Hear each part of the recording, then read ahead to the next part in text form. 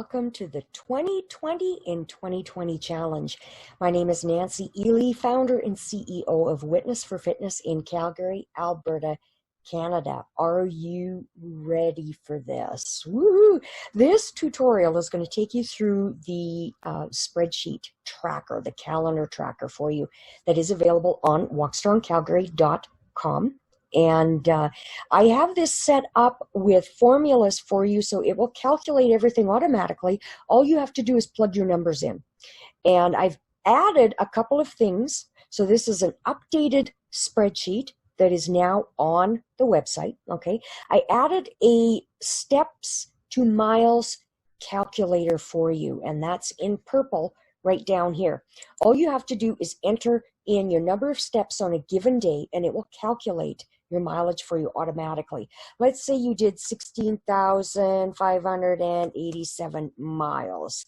We plug that number in, hit enter, and ooh la la, 8.3 miles shows up right there. Now, this is based on 2,000 steps being 1 mile. Now that is approximate, and there is going to be some variation when it comes to walking outdoors because of course stride length comes into play, as does your walking speed. So this is not 100% accurate. It is just a baseline approximation. Okay, but feel free to use that. And of course, if you're doing a Walk 15 workout, Walk at Home, the DVDs with Leslie, your mileage is going to be bang on if you are staying on the beat.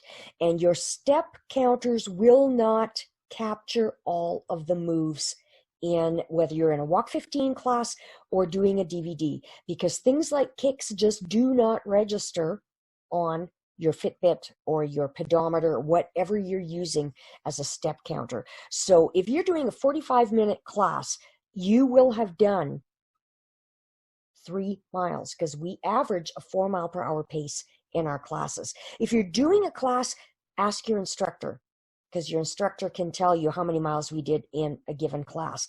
If it's a DVD, as long as you're sticking with that pace, if it's a 30-minute DVD, that's 2 miles. Okay, 45 minutes, there's 3 miles. Now, some of the DVDs are different because but you will know that by the DVD. The 5 fat-burning miles, those are 12-minute miles. So you're going to do 5 miles in 1 hour. So you can check that out on the DVDs themselves, and you should get a pretty good idea where you're at with that. All right.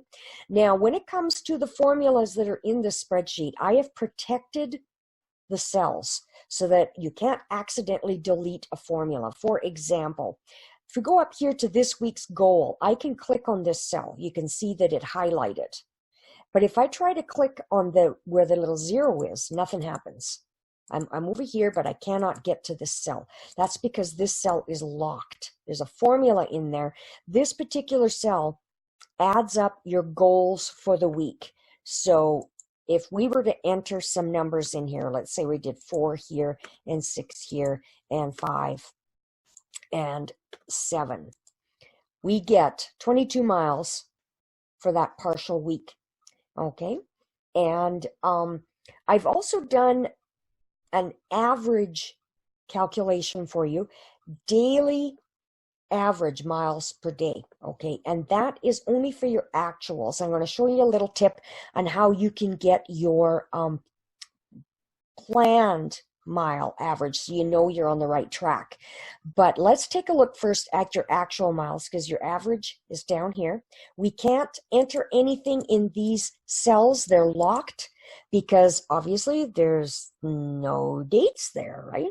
The month starts on the Wednesday. So I locked these so that you can't accidentally enter anything in here, because that will throw your numbers out of whack to some extent. So let's say we did 5 and we managed a 7, and we did a 4 and we did an 8.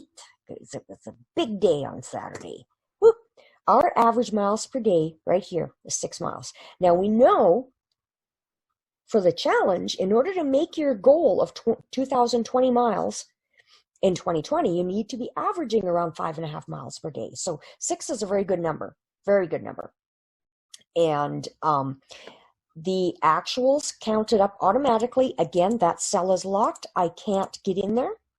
Miles year to date is also locked. And this number will update automatically week to week. You don't have to touch anything, because when I start adding in my actuals for the next week, let's say it was an 8 and a 4 and another 8 and a 5 and maybe another 4 and a 3, and let's say we did a 5er. What does that give us? 5.3 average miles per day on average. So that's a little low, but we had a 6 up here, so those two can balance themselves out. And our miles year to date automatically updated. Okay. Now I mentioned a little earlier about your goal, your plan for the week. How do you figure out an average there? Because I did not put an average calculation, because sometimes having too much information to look at can just, make you cross-eyed. So I didn't put that in, but I'll show you a little tip. If I want to know what my plan was, my average, how I'm doing with the planning stage, I can click on that first cell, hold down the control key, select. I'm left clicking on the other cells that have the numbers in them. And if you go down to the bottom of the sheet, look at that, average 5.5 right there. It's giving it to you. So that's a little tip on how you can figure out where you're at when you're planning. So if we go over here, I obviously already filled the actuals in, but let's say we planned here for 6 and for 4 and for 5 and for 7, and I'm just throwing numbers in, don't mind me. Another 5 and a 6 and maybe a 4. Okay, now we've got it all planned, but where are we at for average? So just click on here and hold your control key down and just plunk these in. All right, and average 5.28. So again, we're a little low there, and our weekly average on the end was a little higher, 5.3, and that's basically what you can do as you go along. Now, this miles year to date number, I'm going to show you a little something, because when you get down to the end of the month, and you will have filled more stuff in here. Where did these numbers come from? I'm going to have to make sure those are gone later. Interesting. I must have been playing around. Anyway, miles year to date, we've got 71 showing here. We're in the January tab. Incidentally, by the way, if you are not able to access these other tabs, or if you don't see them for any reason, then you are not in the right spot. You need to open this spreadsheet in Microsoft Excel. Windows Explorer has a preview option, and you can get in there and you can do some things to a certain extent, but you won't be able to access the other tabs. Make sure your spreadsheet opens in Excel, or you are going to get frustrated very quickly. All right, and I may not be able to help you figure out where you're at.